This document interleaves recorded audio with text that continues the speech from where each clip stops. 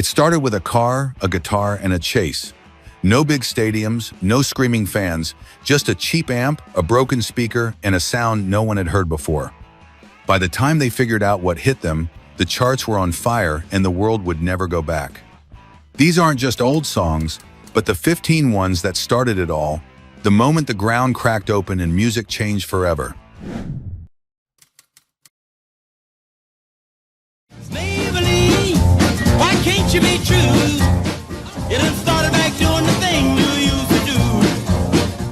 Released in 1955, Maybellene was Chuck Berry's debut single and one of the earliest hits that defined the rock and roll sound.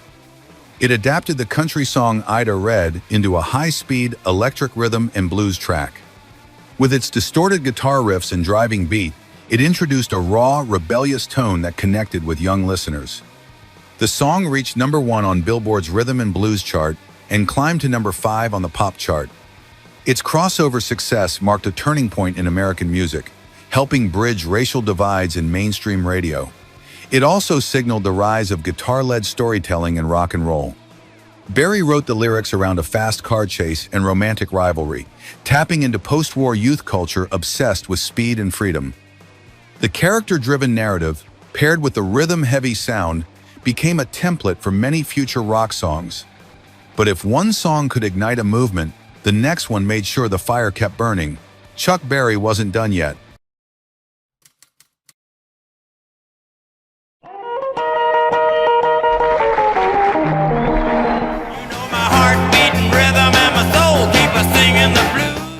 Released in 1956, Roll Over Beethoven delivered a direct message about musical change. Chuck Berry used the song to express frustration with older, more traditional genres dominating the airwaves. With lyrics calling for classical music to step aside, the track captured the voice of a new generation ready for something louder and faster. Built on a 12-bar blues progression, the song combined Berry's signature guitar licks with a punchy vocal delivery. It quickly became a hit on both rhythm and blues and pop charts, further establishing Berry as a leading force in early rock and roll. Its message wasn't just about music, it was about claiming space for a cultural shift. Roll Over Beethoven was also one of the first songs to directly mention rock and roll in its lyrics, helping define the genre's identity.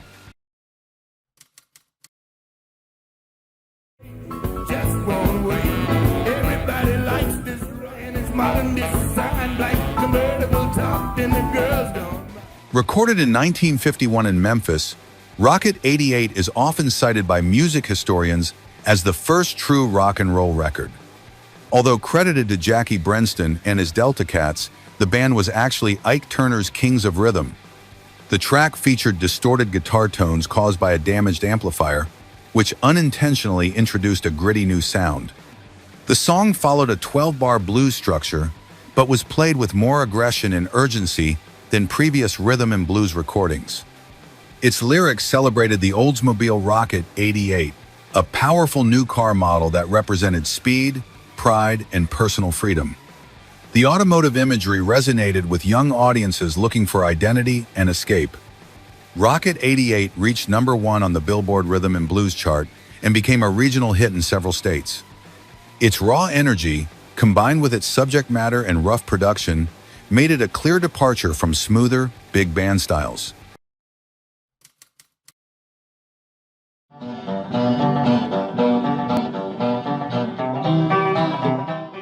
Until something blew and we thought it over. Hot Rod Race was released in 1950 and is recognized as one of the earliest songs to mix storytelling with car culture.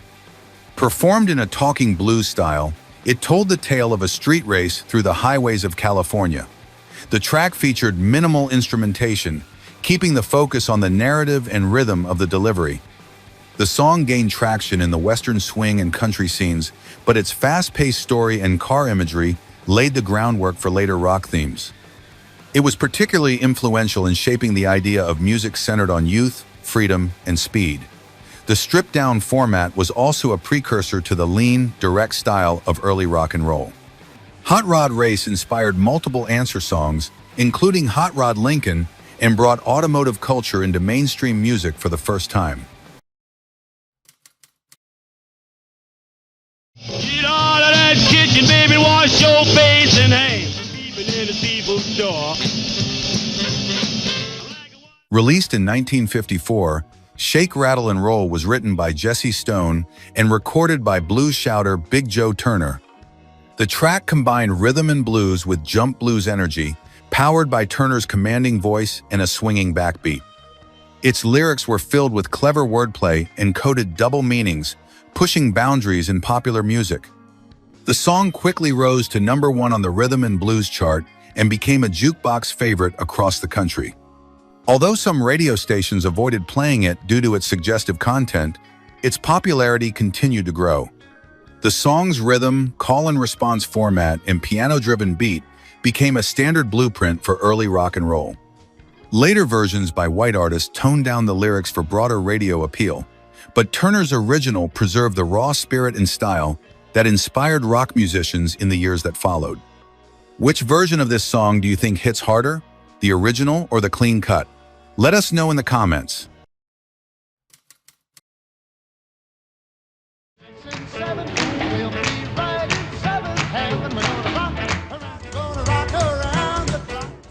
Released in 1954, Rock Around the Clock is often credited with bringing rock and roll into the global mainstream.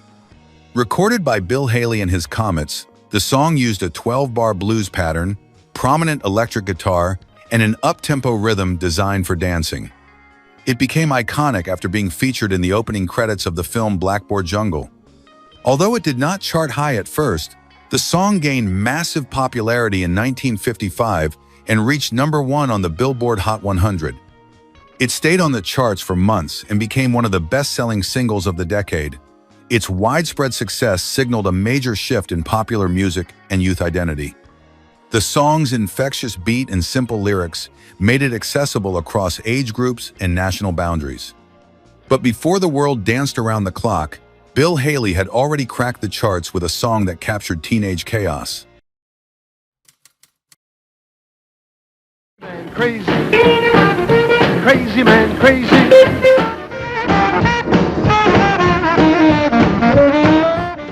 Crazy Man Crazy was released in 1953 and became the first rock and roll song to break into the Billboard pop chart, written by Bill Haley and Max C.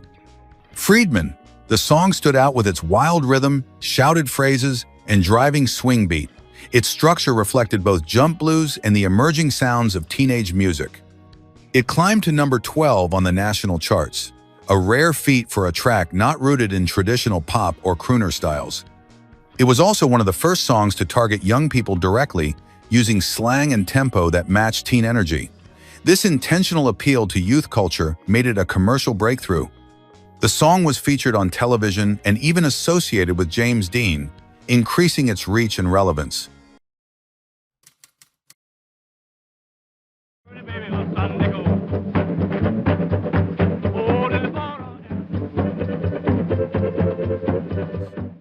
Released in 1955, Bo Diddley's self-titled debut single introduced a rhythm that would become one of the most recognizable patterns in rock and roll.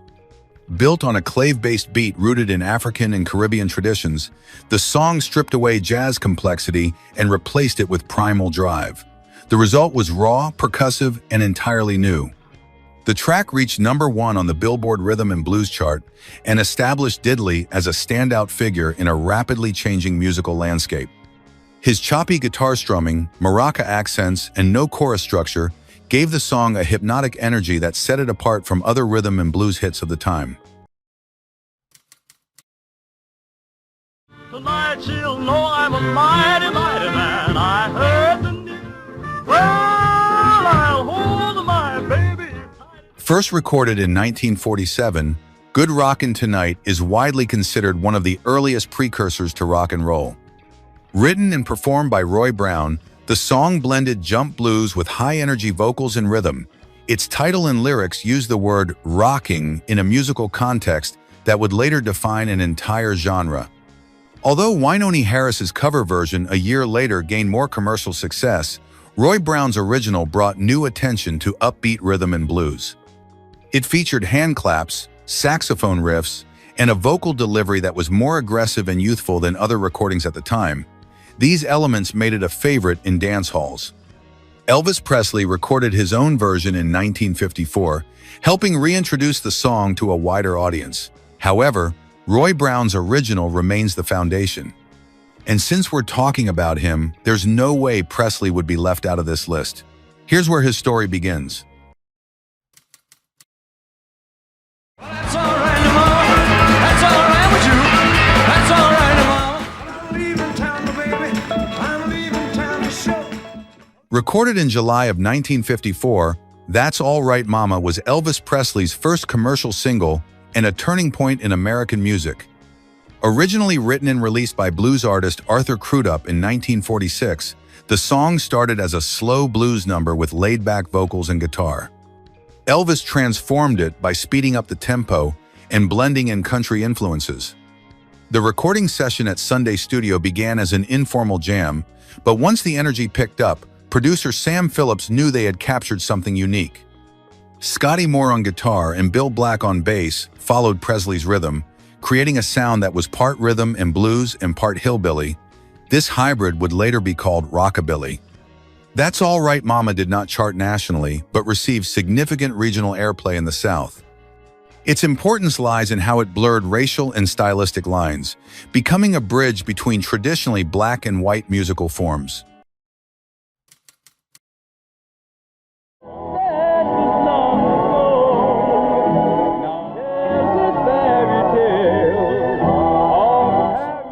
Released in 1951, 60-Minute Man was a bold and groundbreaking track for its time. Performed by Billy Ward and his Dominoes, the song combined gospel-style harmonies with rhythm and blues energy. Its lyrics were direct, playful, and centered around a confident narrator boasting about his romantic prowess. The song reached #1 on the Billboard Rhythm and Blues chart and even crossed over to the pop chart, an uncommon feat for rhythm and blues artists in the early 50s. Also, some radio stations refused to play it, which only increased its popularity and cultural weight. 60-Minute Man is often credited as one of the first songs to use the phrase rock and roll in a lyrical context that referenced both music and movement. Oh, well, goodbye. You the one to blame. Released in 1955, Ain't That a Shame was one of Fats Domino's first big crossover hits.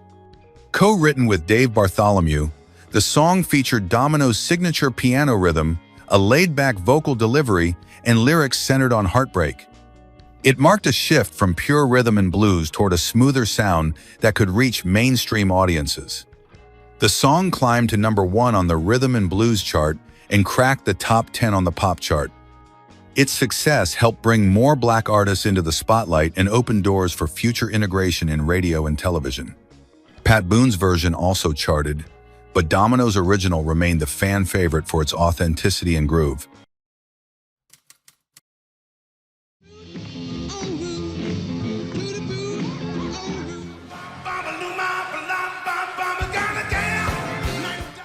Recorded in 1955, Tutti Frutti was the breakout hit that introduced the world to Little Richard's explosive style. Originally filled with raw, improvised lyrics, the song had to be rewritten by songwriter Dorothy Labostri before recording. The final version kept its energy but cleaned up the content for wider release.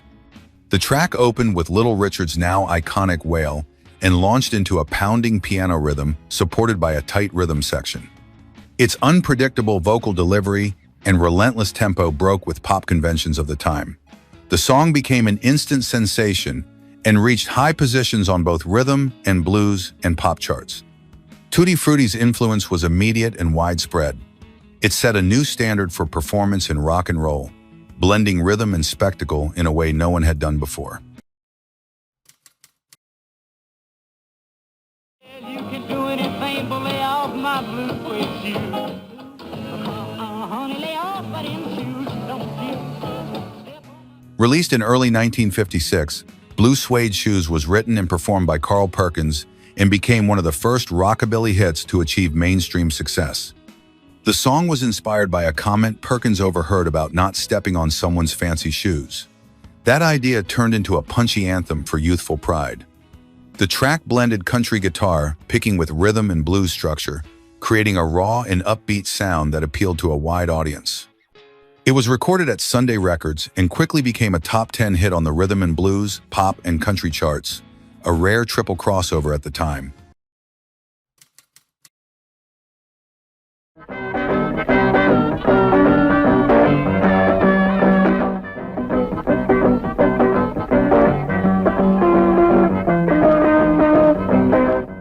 Boogie in the Park was recorded in 1950 and featured Joe Hill Louie performing as a one-man band. Using guitar, harmonica, and drums all at once, he delivered a gritty, distorted sound that was unusual even by blues standards. The track was recorded outdoors in Memphis, which added a raw atmosphere to the session. Though it never charted nationally, the song has become a cult classic among music historians. Its aggressive guitar tone and rhythmic intensity place it as an early example of the transition from Delta blues to full-blown rock and roll. The track reflected Louie's unique skill and dedication to live, unfiltered sound. And that's just a glimpse into how it all started. 15 songs, 15 sparks that lit the fuse for everything rock and roll became after. Some of them you've probably heard 100 times, others maybe just now for the first time, but every single one of them changed something. Now it's your turn. Which of these tracks do you think had the biggest impact? Or did we miss one that should have made the cut? Drop it in the comments. Seriously, we read through them and your picks might just show up in a future episode. If you enjoyed this, hit that like button, subscribe, and turn on notifications so you don't miss what's coming next. We've got way more music stories headed your way.